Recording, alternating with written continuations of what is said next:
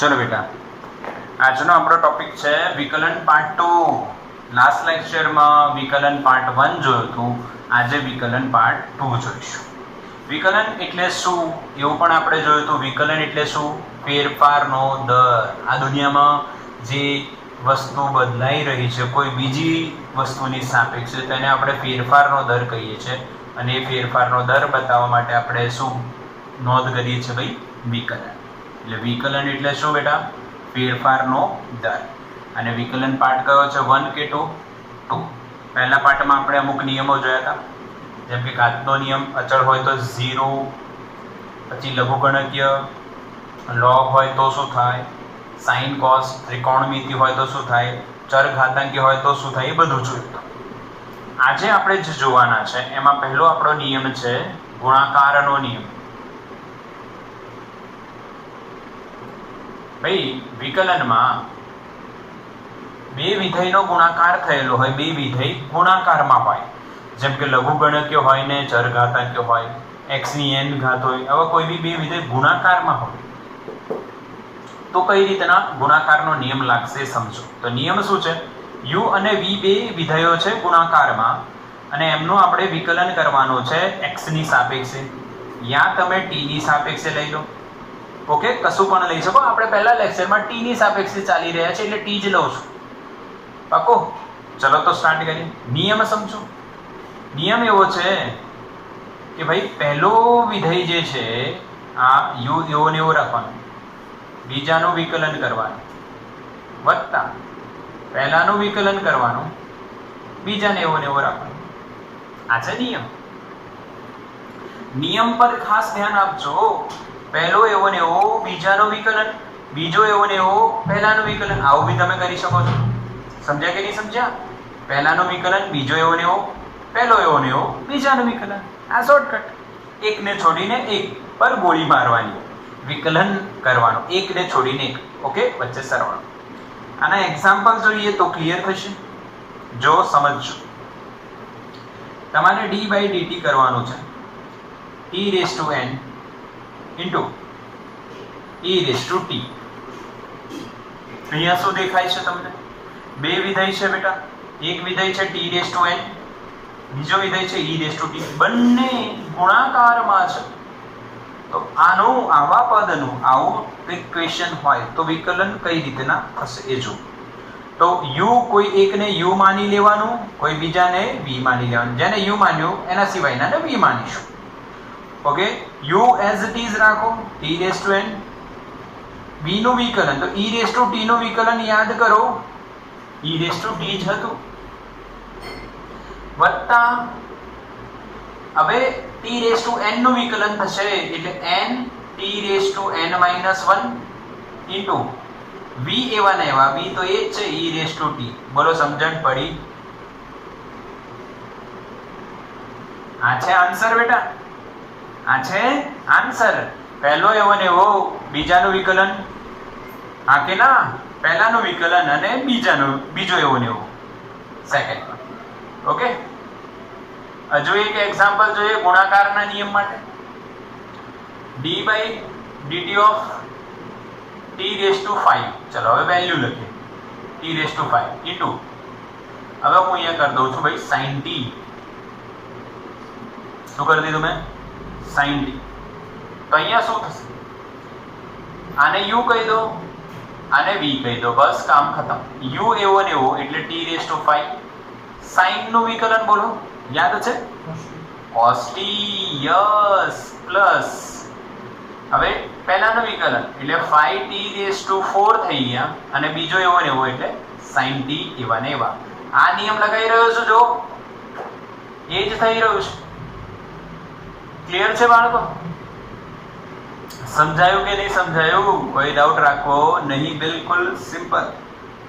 યાદ છે તમને આ બધી વસ્તુ? હા કે ના? અચ્છા, એક હજુ એક્ઝામ્પલ લઈ શકાય છે, e⁻t, d/dt of e⁻t into cos t. આને કહી દો u, આને કહી દો v. કોઈને બી u v લઈ શકો, કેમ કે ગુણાકાર છે, ફરક પડવાનો નથી. ચલો તો u એવા ને એવા નિયમ e raise to t into cos નું યાદ કરો minus sin t plus e raise to t નું વિકલન તો એનું એ જ થાય અને cos t એવા ને એવા. આવી ગયો આન્સર. સમજ પડી રહી છે કે નહીં? આને કયો નિયમ કહેવાય? ગુણાકારનો નિયમ. કયો નિયમ કહેવાય બેટા? ગુણાકારનો નિયમ. ક્લિયર કરી દેજો. બિલકુલ લોજિકલ ક્વેશ્ચન, ઈઝી એકદમ. તો સ્ક્રીનશોટ લો આનો ફટાફટ બેટા, સ્ક્રીનશોટ લો.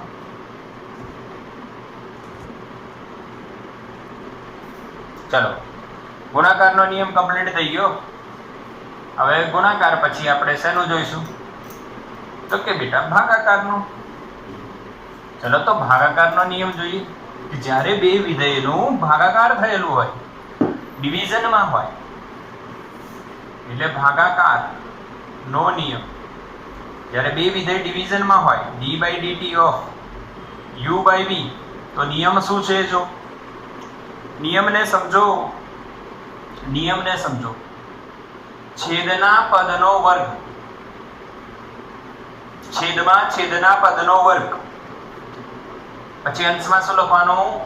છેદ એવો ને એવો અંશનું વિકલન માઇનસ અંશ એવો ને એવો છેદનું વિકલન. સમજ પડે? હા કે ના? આ નિયમ છે. જો મારી રીતના હું જે બોલ્યો એ લખવું હોય તો આવું જો, છેદનો તમારે કરવાનો વર્ગ, છેદ એવો ને એવો લખવાનું, ને અહીંયા વિકલન કરવાનું કોનું? અંશનું, માઇનસ અંશ એવો ને એવો અને વિકલન કરવાનું કોનું? છેદનું. આ યાદ રાખવાની એક ટ્રીક છે. તમે આ રીતના પણ યાદ રાખી શકો. હા, 2-4 વાર પ્રેક્ટિસ કરશો એટલે ઓટોમેટિકલી આ યાદ રહી જશે. ભાગાકારનો નિયમ. અચ્છા, નીટ અને જેઈ માટે પણ ક્યાંક આ યુઝ થઈ શકે. પ્રોબેબિલિટી બહુ ઓછી છે, સંભાવના બહુ ઓછી છે, પરંતુ આપણને આવડવું જોઈએ.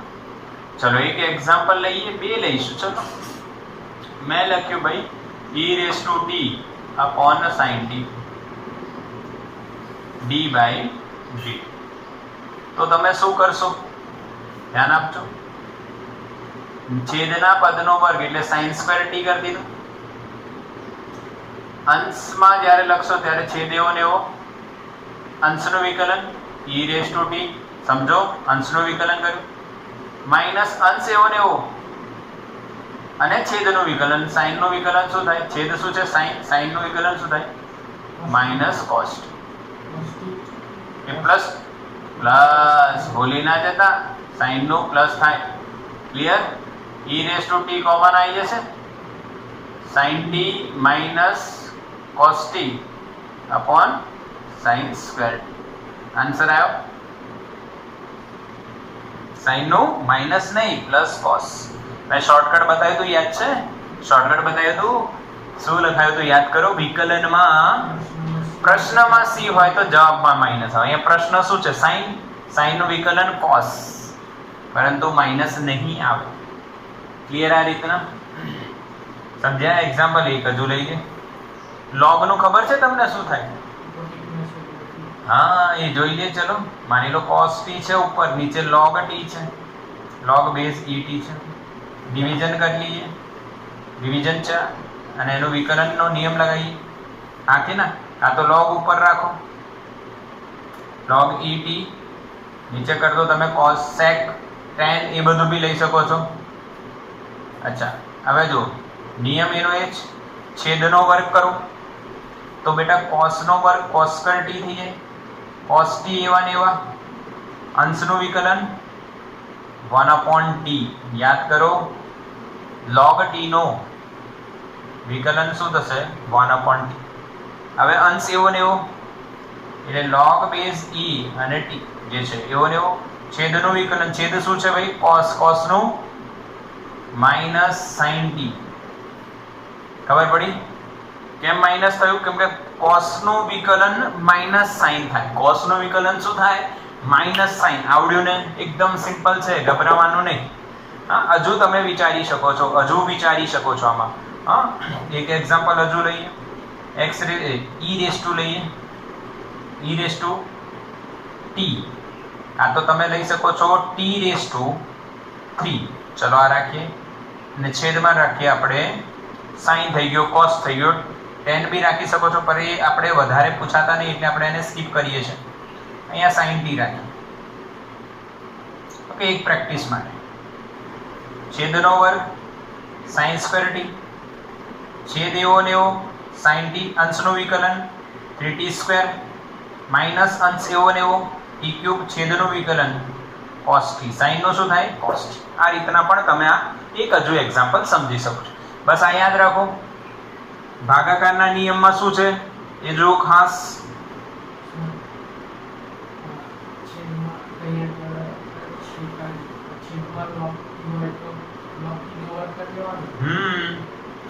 જો છેદમાં log હોય, મેં અત્યારે log પૂછ્યો હતો એટલે તમને એવું લાગે કે કેમ પૂછ્યું? ભાઈ log હોય તો log નો વર્ગ આવે. હા, log હોય તો log નો વર્ગ આવે, વસ્તુ તો એ જ થશે. ચલો કરાવી દઉં એક હજુ. હા, એવું કરાવી દે. ચલો e⁻t/log t, કાં તો તમે અહીંયા બીજું કંઈક રાખી શકો છો, sin t/log t. આનું વિકલન ભાગાકારનો નિયમ લગાવો, છેદમાં log t નો વર્ગ, અંશમાં log t એવા ને એવા, sin નું cos t માઇનસ sin એવા ને એવા log નું 1/. ક્લિયર? આ રીતના મેં અહીંયા પૂછ્યું, ભાઈ મને આ યોગ્ય લાગ્યું એટલે મેં આવું કર્યું, અહીંયા નીચે ઉપર કર્યું. ગભરાવાની જરૂર નહીં, log નો વર્ગ કરવાનો. ક્લિયર? હા, ચિંતા છોડ દો, બિલકુલ ચિંતા છોડ દો, એવું કશું છે જ નહીં. અને આ બહુ રેર કેસમાં પૂછાય, એટલે નીટમાં તો લગભગ આવા દેખાતા જ નથી મને ક્યાંય, તો પણ તમને આવડવા જોઈએ. બાળકો સ્ક્રીનશોટ લો. ચલો બેટા આગળ જઈએ. હવે આ નિયમ ક્લિયર? ભાગાકારનો નિયમ, ગુણાકાર ભાગાકાર થઈ ગયું. હવે જે જરૂરી છે આપણને લાસ્ટ, એમ તો ઘણું બધું હોય બેટા, પર આપણને ફિઝિક્સમાં 11-12માં જેનો યુઝ થવાનો છે એટલા જોયા, એના કરતા એક્સ્ટ્રા બી જોયા છે. આ ગુણાકાર ભાગાકાર રેર કેસમાં યુઝ થાય, પર હવે જે જોઈશું એ ખાસ તમારે સમજીને કરવું. અને આ જે નિયમ છે એનું નિયમનું નામ છે બેટા ચેન રૂલ, સાંકળનો નિયમ, ચેન રૂલ. હા, તમે ચેન રૂલ જાણો જ છો બેટા. જય હો પિક્ચર જોઈ છે? એક માણસ 3 ની મદદ કરે થેન્ક યુ બોલવાને જગ્યાએ. હા કે ના? એક માણસ કેટલા માણસની હેલ્પ કરે? 3 માણસોની. એટલે આ ચેન ચાલતી રહે. હા, શું ચાલતી રહે? ચેન ચાલતી રહે. ક્લિયર છે? તો સાંકળનો મતલબ પણ એવો જ કંઈક છે. ચેનનો મતલબ, આ ચેન રૂલ છે એનો બી મતલબ એવો જ કંઈક છે. તો સમજીએ બેટા, પહેલા સમજીએ રિયાલિટી શું છે એ સમજો. ધ્યાન આપજો, ધ્યાન આપજો મારી વાત. એક એક્ઝામ્પલ લઈએ. જ્યારે આપણે t નું વિકલન કહીએ છીએ ત્યારે જવાબ શું લખીએ છીએ? 1. આ તો બધાને ક્લિયર છે? હા કે ના? આ તો બધાને ક્લિયર છે. અચળ હોત તો શું લખાતું? 0. ગુણાકારમાં અચળાંક હોય એ બધા નિયમો ખબર છે, આ બધાને આવડે છે, આ બેઝિક નિયમો છે. એ બધાનો લોજિક અહીંયા યુઝ થશે. જો કઈ રીતે એક આપણે લખીએ અહીંયા t² + 1. ઓકે, હવે t² નો આવડે 2t, પણ t² + 1 છે તો બી 2t જ થાય, પણ મેં અહીંયા કરી દીધું એની 8 ઘાત. ધ્યાન આપજો. એટલે આને તમે વિધેય પ્રમાણે અહીંયા એક ઇક્વેશન લખ્યું છે, ઇક્વેશન આવું છે 8 ઘાત છે, આનું વિકલન કરવાનું છે. તો ધ્યાન રાખજો અને સમજજો બેટા સાંકળ કઈ રીતના લાગશે.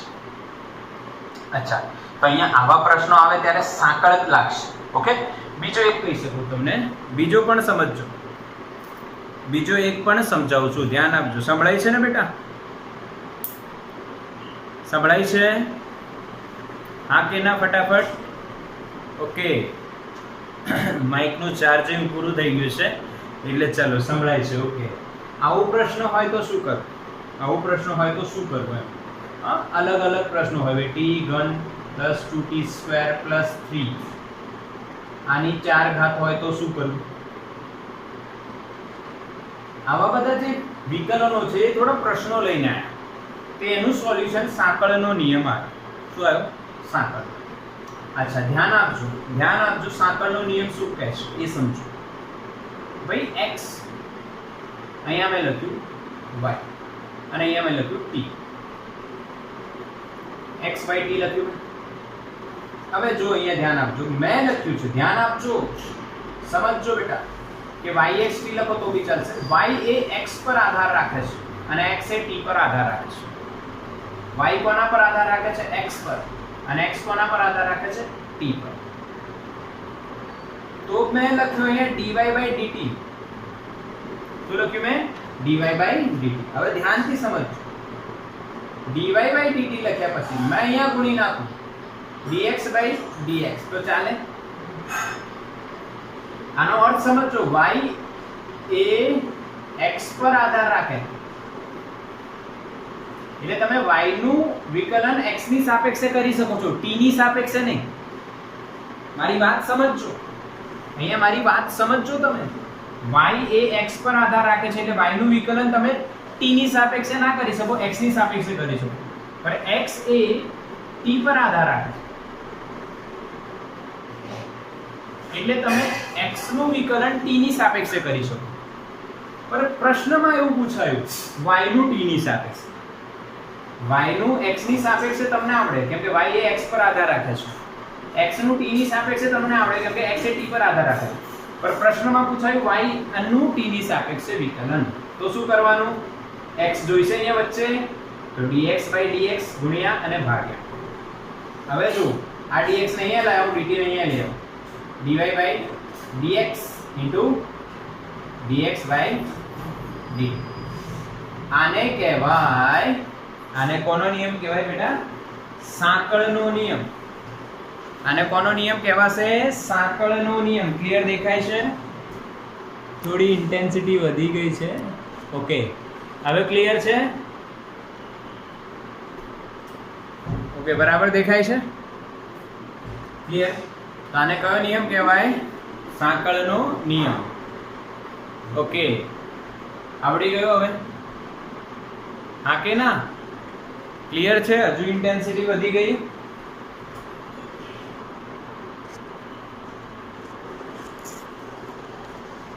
ઓકે, હવે બરાબર છે? હા, ક્લિયર.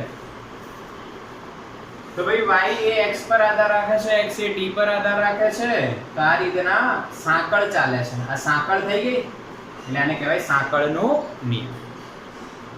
ઓકે, સમજાયું? હવે આને કઈ રીતના સ્ક્રીનશોટ લઈ લો, આનો ચલો સ્ક્રીનશોટ લઈ લો, પછી આને અહીંયા એપ્લાય કઈ રીતના કરવાનું એ જોઈએ. ચાલો હવે સમજીએ અહીંયા એપ્લાય કઈ રીતના થશે એ. તો અહીંયા તમે જોઈ શકો છો બેટા, ધ્યાન આપજો. આ એક વિધેય થયો, એને તમે y કહી દો. હવે જો આવું લખાય y શું થાય? t² + 1 8. સમજવા માટે, પછી તો સિમ્પલ છે. એટલે y એ t પર આધાર રાખે છે એટલે y નું t ની સાપેક્ષે, પર એમાં બે વિધેય છે. જો એક તો 8 ની ઘાત છે અને બીજો t² + 1 છે. t² + 1 ની 8 ઘાત છે. t² + 1 ની કેટલી ઘાત છે? 8 ઘાત છે. 8 ની ઘાત નથી. ક્લિયર? આ એક વિધેય છે, એમાં આનું વિકલન 2t થાય અને એની ઘાત છે, તો પહેલા ઘાતનો નિયમ લાગશે. ધ્યાન આપજો. 8 t² + 1 અહીંયા થઈ જાય 7. ઘાતનો નિયમ શું છે? એક જે ઘાત હોય એ આગળ આવે અને એક ઘાત ઓછી થાય, એ લગાવી દીધું. પરંતુ આનું વિકલન તો થયું જ નહીં. t² + 1 નું તો વિકલન થયું જ નહીં, તો એનું વિકલન કરીશું આપણે ગુણાકારમાં.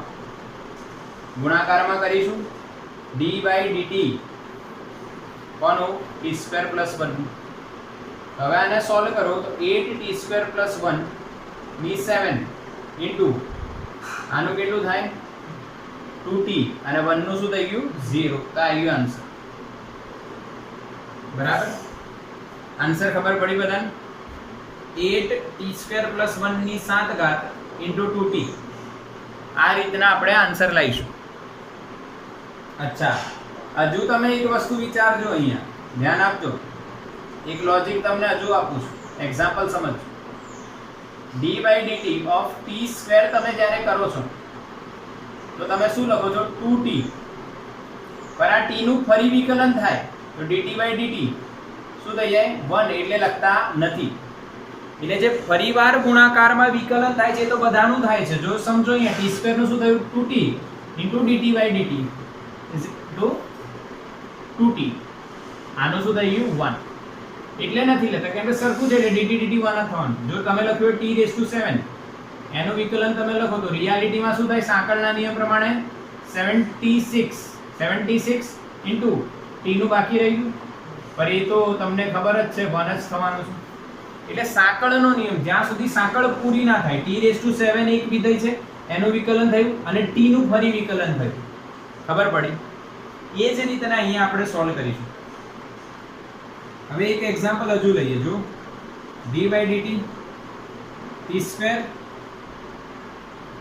3t + 5 આની 3 ઘાત પર આનું વિકલન આપણે કરવાનું છે. કેટલી ઘાત છે?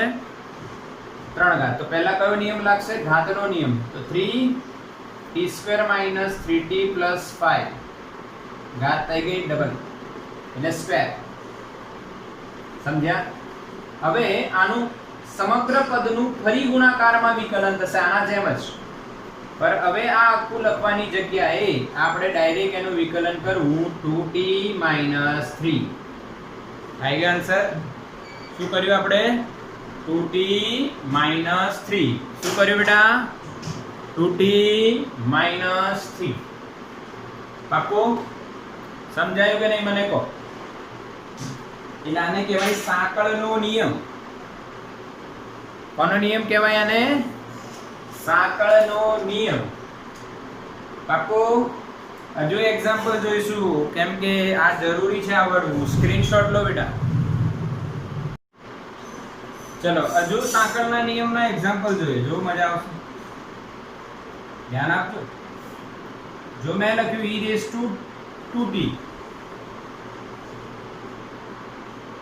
હવે ચરઘાતાંકીય વિધેય હોય, ચરઘાતાંકીય વિધેય તો તમને ખબર છે એનું એ જ આવે. પર e⁻²t એવું ને એવું, પરંતુ 2t નું રહી ગયું તો d/dt ગુણાકારમાં 2t નું વિકલન કરવાનું. એટલે 2t નું વિકલન શું થાય? 2t ની 1 ઘાત.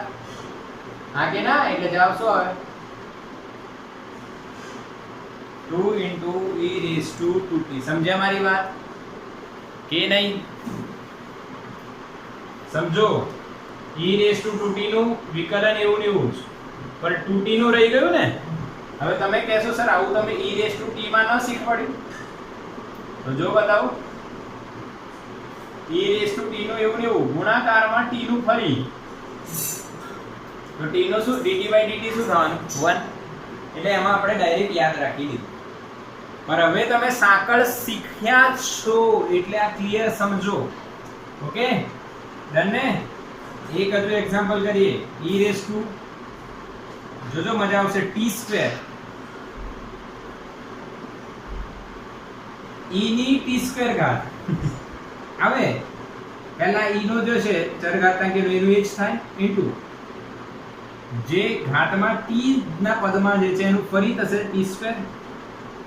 એટલે સોલ્વ કરશો e⁻t² ઇન્ટુ 2. આવ્યો બેટા? હા કે ના? સરસ, વેરી ગુડ. સમજ પડી રહી છે? સમજો, મજા આવશે. બિલકુલ સિમ્પલ છે. કોનો નિયમ છે બેટા? સાંકળનો નિયમ છે. લઘુગણકીયની વાત કરીએ. માની લો log et d/dt. તમે શું લખતા હતા? હા 1/t. પર આમાં બી સાંકળ છે. t નું ફરી કરો dt/dt તો કેટલી થાય? 1 થાય ભાઈ. આન્સર શું લખતા હતા આપણે? 1/t. ખબર પડે ભાઈ? સાંકળ લાયા પછી કઈ રીતના સોલ્વ થઈ રહ્યું છે લોજિક ક્લિયર કરજો. હવે જો અમે આમાં એક્સપાન્ડ કરીએ આગળ d/dt log બેઝ e છે અને અહીંયા 3t છે બાળક, સમજો. તો log હોય તો નિયમ શું 1/3t, પરંતુ સાંકળ લાગશે d/dt of 3t. તો t નું 1 3 અચળ એટલે વાર આવી જશે 3/3t. અરે 1/t આવ્યો તો મજા આવી. શું આવી? મજા આવી ને. 1/t જ આવ્યું, જાદુ જેવું થયું. જો બરાબર. અચ્છા, હવે જાદુ ન થાય એવું કરીએ. લો ધ્યાન આપજો. અહીંયા મેં t નો ઘન કરી દીધો. શું કરી દીધું? t નું ઘન. ઓકે, આવું બી થઈ શકે. હા કે ના? તો તમે એલો log નો નિયમ લગાવી દો, 3 આગળ આવે log બેઝ t, એના બી થઈ જઈએ. હા કે ના? બીજો એક સિમ્પલ કરીએ, એક સિમ્પલ ને થોડો ટફ કરીએ, t² + 2t. આમાં બી તમે સોલ્વ કરી શકો છો. શું થાય? 1/t² + 2t ઇન્ટુ આનું વિકલન 2t + 2 2. હા કે ના? ખબર પડી? હા કે ના બેટા? ક્લિયર? એ જ રીતના આપણે ટ્રિગ્નોમેટ્રીમાં જઈએ. શેમાં જઈએ? ટ્રિગ્નોમેટ્રીમાં. તો ટ્રિગ્નોમેટ્રીમાં કઈ રીતના એક્ઝામ્પલ આપણે કરી શકીએ છીએ? જો મેં લખ્યું d/dt sin 3t. તો ભાઈ sin નું શું થાય? cos 3t ઇન્ટુ 3t નું શું થશે? 3. એટલે જવાબ શું આવશે? 3 ઇન્ટુ cos 3t. બોલો, સમજણ પડી? આને કહેવાય બેટા સાંકળ. આને શું કહેવાય? સાંકળ કહેવાય બેટા. આને શું કહેવાય? સાંકળનો નિયમ. હજુ જો d/dt of cos -5t બરાબર. ચલો આ માઈનસ પ્લસ ની જગ્યા આગળ શીખશું, પછી cos યુગ્મ વિધેય છે, અયુગ્મ વિધેય, sin છે, એવું બધું આવશે. તો સિમ્પલ કરીએ. cos નું -sin 5t ઇન્ટુ 5t નું શું થશે? 5. તો જવાબ આવશે -5 ઇન્ટુ sin t. આવડી ગયું? હા કે ના બેટા? આ આપણે શું જોયું? સાંકળનો નિયમ. અને અહીંયા આપણું જે વિકલનનો જે બેઝિક્સ છે એ પૂરું થાય. Okay, clear? આવડ્યું બધા ને? સ્ક્રીનશોટ લઈ લો બેટા. ચલો બેટા, તો વિકલન પાર્ટ 1 અને પાર્ટ 2 પૂરું થયા પછી કેમ આપણે આ વિકલન જોયું? તો એક ઉદાહરણ છે બેટા. તત્કાલીન વેગ શીખવાડ્યા પછી એક ઉદાહરણ આવે છે જે આપણો બાકી છે. કેમ બાકી રાખ્યો તો? બીકોઝ આ જે વિકલન છે એ ખૂબ જ એમાં ઉપયોગી છે. એટલે ચલો તો જોઈએ. આવો 3.2 આપણને સ્થાન આપ્યું છે a + pt² પ્રમાણે બદલાય છે. એની વેલ્યુ 8.5 મીટર છે, બીની વેલ્યુ 2.5 મીટર પર સેકન્ડ સ્ક્વેર. તો t બરાબર 0 સમયે વેગ કેટલો અને t બરાબર 2 થી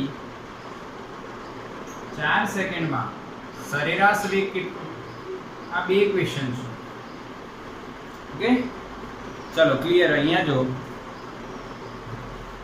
હવે આજે હું તમને એક વસ્તુ બતાવું છું. એક લોજિક આપણો રાખજો યાર. જો એક જ સમય આપેલો હોય એનો મતલબ તત્કાલીન છે બેટા. અને જો બે સમય આપ્યા હોય તો કયો શોધવાનો હોય આપણે? સરેરાશ વેગ. આ ક્લિયર કરજો બેટા. બે સમય આપેલા હોય તો તમારે શોધવાનું સરેરાશ, અને એક જ સમય આપ્યો હોય તો તત્કાલીન. હવે t બરાબર 0 સમયે વેગ એટલે કયો શોધવાનું? એક જ સમય આપ્યો છે તો કયો શોધવાનું? તત્કાલીન. તો આવું સ્ટાર્ટ કરીએ સોલ્યુશન. તો ભાઈ તત્કાલીન વેગ બેટા સૂત્ર શું છે? v બરાબર dx/dt. x આપ્યું છે a પ્લસ બીટી નો સ્ક્વેર. તો a અચળ છે 0, a ની વેલ્યુ કેટલી છે 8.5 એટલે 0 b t સ્ક્વેર નું 2t એટલે શું બચે 2b. ડન. શું બચે જો a અચળ છે એનું 0, bt સ્ક્વેર માં b અચળ છે as it is t square નું 2t. બસ વેલ્યુ પુટ કરો આન્સર મળશે. પણ આન્સર શું મળશે t બરાબર 0 મૂકતા જવાબ તો 0 જ આવશે. જવાબ તો 0 આવશે. પરંતુ એમ કીધું હોય 0 ની જગ્યાએ 1 સેકન્ડ તો અહીંયા કેટલું મૂકવાનું 1 અને b ની વેલ્યુ કેટલી છે 2.5 એટલે 2.5 દુ 5. 2.5 દુ શું થઈ જાય 5 મીટર પર સેકન્ડ. ઓકે ક્લિયર બધાને? કોઈને ડાઉટ આમાં? લોજિક ક્લિયર કરજો, કન્સેપ્ટ ક્લિયર કરજો. હા હવે સરેરાશ વેગ જોઈએ. ભાઈ સરેરાશ વેગ શું થશે? તો v બાર બરાબર delta x by delta t. તત્કાલિક v લખાય, સરેરાશ v બાર લખાય. xt2 minus xt1 upon t2 minus t1. ભાઈ xt2 એટલે અંતિમ સમય કેટલો છે બેટા 4 સેકન્ડ. પ્રારંભિક કેટલો છે 2. તો 2 ને લખો t1, 4 ને લખો t2. હજુ તમે આને એક્સપાન્ડ કરી દો તો અહીંયા લખો 8.5, અહીંયા લખો 2.5 into t સ્ક્વેર. તો હવે થોડું સરળ થઈ જશે. જો xt2 એટલે 8.5 plus 2.5 into t2 t into t square છે બેટા. t2 કેટલા છે 4 એનો સ્ક્વેર માઈનસ xt1 કેટલું થાય તો એ જ 8.5 plus 2.5 into t1 નો સ્ક્વેર થશે 2. આમાં મૂકી રહ્યો છું t1 નો સ્ક્વેર એટલે 2 નો સ્ક્વેર થશે બેટા upon t2 minus t1. તો સમયગાળો 4 minus 2. ખબર પડી બધાને કે નહીં? ક્લિયર રહ્યું? આ બેટા ઓકે. હવે આને સોલ્વ કઈ રીતના કરશું? તો ભાઈ આને સોલ્વ કરો તો 8.5 અને 8.5 તો કટ થઈ જાય. આ 2.5 ગુણ્યા 16 માઈનસ 2.5 ગુણ્યા 4 થાય બેટા upon 2. હવે બધા વિચારે કે 2.5 ગુણ્યા 16 કરો, પરંતુ એક ટ્રીક વાપરો બેટા. જો ધ્યાન આપજો, આમાંથી 4 કોમન કાઢી લો, માઈનસ 2.5 થયા upon 2. તો 2 દુ 4 થઈ ગયા એટલે 2 ગુણ્યા 2.5 ચોક 25 ચોક કેટલા થાય 100 એટલે 2.5 ચોક 10 થયા. 10 ઓછા 2.5 7.5 દુ 15. જો છે અંદર 15 આન્સર વિધાઉટ કેલ્સી તમે સોલ્વ કરી રહ્યા છો. આ ખાસ નોંધ કરજો અને મારી જોડે રહેશો તો આવો લોજિક તમને જાણવા મળશે. ભાઈ 16 છે ને 4 છે તો કોમન કાઢી. થોડુંક આપણે ઓબ્ઝર્વેશન થી પણ શીખવું પડશે. ઓબ્ઝર્વેશન થી પણ શીખો બેટા કે અહીંયા દેખાય છે. અચ્છા તમે કહેશો સર પછી 2.5 ગુણ્યા 4 ને બી કોમન કાઢી લો, એ બી ચાલે બેટા. 2.5 ગુણ્યા 4 ને જ કોમન કાઢી લો તો અહીંયા પછી 4 ઓછા 1 છેદમાં 2. હા આ 2 દુ 4 એટલે થઈ ગયા 5 અને આ 3 એટલે 5 તરી શું થઈ ગયા 15. એ પણ ચાલે. આમાંથી 2.5 ગુણ્યા 4 જ કોમન કાઢી લો. 25 ચોક 100 એટલે 2.5 ગુણ્યા 4 10 એટલે 10 જ કોમન કાઢો. 2.5 ગુણ્યા 4 10 નીકળી. અહીંયા 4 ઓછા 1 એટલે 3. અહીંયા 2.5 ગુણ્યા 4 4 ભાગ્યા 2 એટલે 2. તો 2.5 દુ 5 5 તરી 15. જવાબ તો એ રીતના બી આવી શકે છે. આવડ્યો કે નહીં બતાવો? ક્લિયર છે સમ? એકદમ બસ તો ક્લિયર કરજો. આવી રીતના તમે ઘણા બધા सम्स પણ સોલ્વ કરી શકો છો. આવો હું એક હજુ કરું. એક હજુ કરીએ આપણે.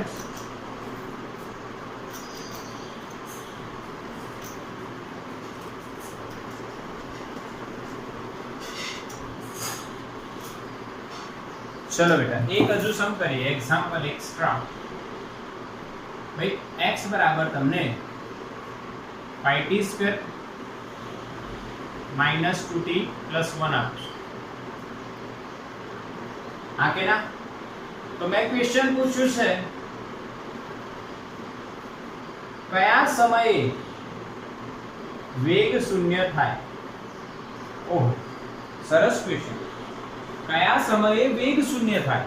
લો, x આપ્યું છે, સ્થાન આ રીતના બદલાય છે, એકમ માની લો આનું મીટર છે બેટા. ક્વેશ્ચન શું પૂછે છે? કયા સમયે વેગ શૂન્ય થાય? કયા સમયે વેગ શૂન્ય થાય? સ્ક્રીન પોઝ કરીને ટ્રાય કરો.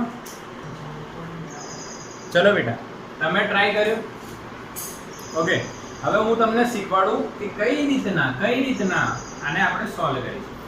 તો સૌથી પહેલા વેગ કેટલું છે એ તો જો. વેગ કેટલો છે? ભાઈ તત્કાલીન વેગ. તત્કાલીન કેમ આપ્યું? તો જો કયા સમયે, એટલે સમજી ગયા તમે? આ તત્કાલીન વાત કરી છે. કયા સમયે ગાડી જઈને ઊભી રહેશે? જેમ કે આ ગાડી ચાલી રહી છે બેટા, અને પોતાનું સ્થાન આ સમીકરણ પ્રમાણે બદલી રહી છે, તો કેટલા સમય પછી એનો વેગ 0 થઈ જશે? તો પહેલા વેગ શોધો. તો વેગ શું થશે? dx/dt સમીકરણ પરથી આનું વિકલન 10t - 2. હા કે ના બેટા? 10t 5 અચળ, એની બે t ની બે ઘાત એટલે 2t, તો 5 દુ 10t માઈનસ 2t નો 1, એક એકલો અચળાંક 0. એક એકલો અચળાંક 0. ક્લિયર? અચ્છા, હવે આપણે શું કરવાનું? વેગ બરાબર 0 કરજો. તો 10t - 2 = 0. તો 10t બરાબર શું આવી ગયું? 2. આ થઈ ગયું 5. તો t બરાબર 1/5 એટલે 0.2 સેકન્ડ. બહુ જ સૂક્ષ્મ સમયમાં, હા, બહુ જ સૂક્ષ્મ સમયમાં ગાડીનો વેગ 0 થઈ જશે જો એ આ પ્રમાણે જઈ રહી હોય તો. આ સૂત્ર પ્રમાણે એનો વેગ બદલાતો હોય. ક્લિયર બેટા? ચલો એક હજુ કરીએ સારો ક્વેશ્ચન. એક્ઝામ્પલ a નો એક x બરાબર t³ - 60 + 8 મીટર આ પ્રમાણે બદલાય છે. એક મિનિટ, અહીંયા હું કરું છું સ્ક્વેર આવશે. અચ્છા, કયા સમયે વેગ 0 થાય? ટ્રાય કરો તમારી જાતે. ટ્રાય કરો બેટા, ફટાફટ નોટબુક એન્ડ પેન લઈને બેસો અને ટ્રાય કરો બેટા. તો સ્ટાર્ટ કરીએ. તમે ટ્રાય કરી લેજો, સ્ક્રીન પોઝ કરીને ટ્રાય કરી લેજો. ઓકે, તો વેગ બરાબર 0 ક્યારે સમયે થશે? તો તત્કાલીન આવશે. v બરાબર dx/dt થાય બેટા. તો શું આવશે? 2t - 6. અરે વાહ, આનો 2t - 6. ક્લિયર? 60 t નું 1 અને 6 એઝ ઇટ ઇઝ 8 નું 0 અચળ છે. હવે શું કરવાનું? વેગ બરાબર 0 કરવાના, એટલે 2t - 6 બરાબર 0 થઈ જશે. એટલે 2t બરાબર શું થઈ ગયા? 6. તો t બરાબર કેટલું આવે? 3 સેકન્ડ જવાબ આવે. હા કે ના બાળકો? સમજણ પડે? અરે આવડી ગયું, કોઈ ડાઉટ નહીં રાખો. સ્ક્રીનશોટ લો.